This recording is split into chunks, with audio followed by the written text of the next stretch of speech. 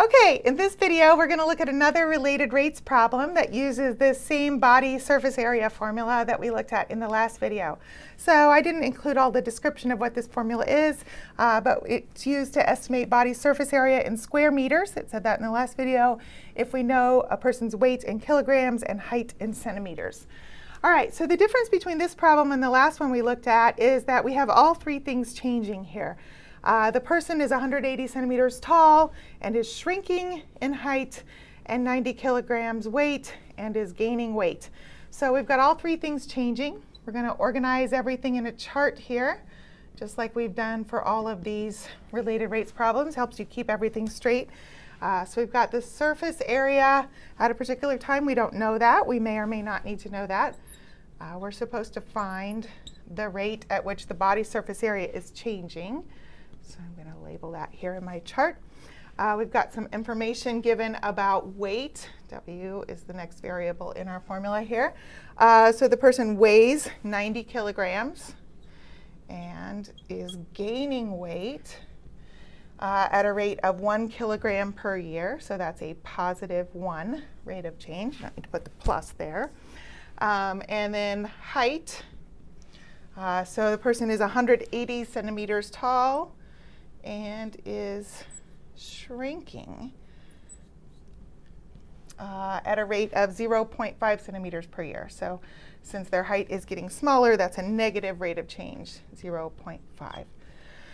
Okay, so there's our organization of all of our information. In the last problem, one of the things was constant, so we were able to put that in right at the beginning. We can't do that this time, though. So we're just ready. We've got our equation that relates the variables. And we're ready to differentiate with respect to t. On this one, when I differentiate on the right-hand side with respect to t, I've got these two variables here, and those two variable expressions are times each other in this expression. So when I find that derivative on the right-hand side, I'm going to have to use product rule. So there's a couple ways you could group that on the right-hand side. I'm going to take this coefficient that's at the front and group that with my w to the 0.425, and then group the h part here by itself. So these are the two parts in my product that I'll use when I find the derivative using product rule. Okay, so on the left side here, we're going to have ds dt. This derivative is going to be long and messy because of these coefficients, but all right, product rule.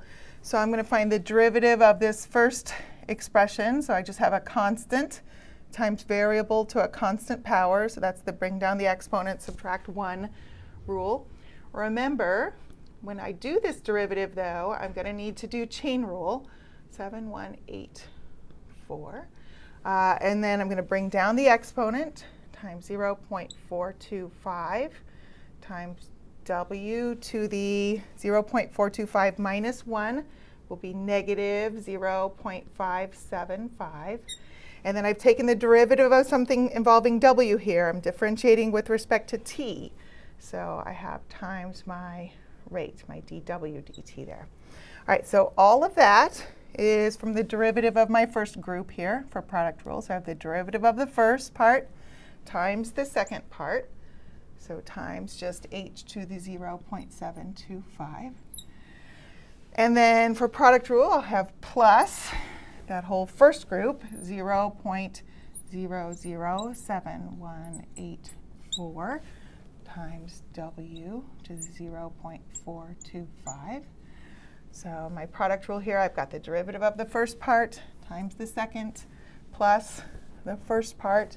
And now I need to take times the derivative of this second part in my product rule here. So again, I just have variable to a constant power. So that's the bring down the exponent, subtract 1 rule.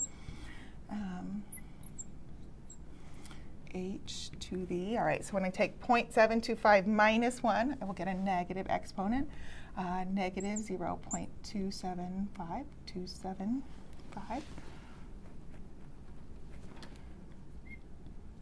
And then I need to remember that when I take that derivative of that part, since I'm differentiating with respect to t, I'll have that extra dh dt here. So this is one place where having this chart helps, because when you go to plug in these numbers, if you have rates over here and no place to plug them in over here, you know that you might have forgotten the dw dt and the dh dt that you need in that derivative. OK, so the next step really, though, is just to plug in the numbers that I need into the spots they go in, and then find my ds dt. So I could write that all out with these numbers all in place, but I'm going to just use some kind of shorthand notation here and indicate what I'm plugging in where, and then we'll give the approximated answer here at the end. All right, so I've got all of this. ds dt is what I'm trying to find. So I don't need to plug in anything for that. And for w, I will put in 90. So I'll have 90 to the negative 0.575 power there. dw dt is 1. So all of that times 1.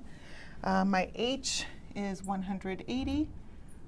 So I'll put 180 in for h, and then take that to the 0.725 power. So I'll have all of that plus, and then all of this. My w, again, is 90 to the 0.425 times this 0.725 times my h is 180 to the negative 0.275, and then times, be careful with the multiplication here, times negative 0.5 is going to go in for my dh dt. All right, so I'm going to just type that whole long thing into my calculator. And when I do that, I probably type it twice or double check everything, because I'm prone to leaving out zeros or negative signs or multiplications or things like that. So there's a lot of calculation going on here when you do that. So double check. So when I did that and I double checked, I get an approximate value. So I used approximately equal here of 0.0057. And so the units on that would be units of whatever s is measured in. So in the previous video, we talked about that that's measured in square meters, and whatever units time is measured in. So the rates of change given in the problem up here are per year. So that would be square meters per year. And this is a positive rate of change. So that means that this person's body surface area is increasing by this amount per year.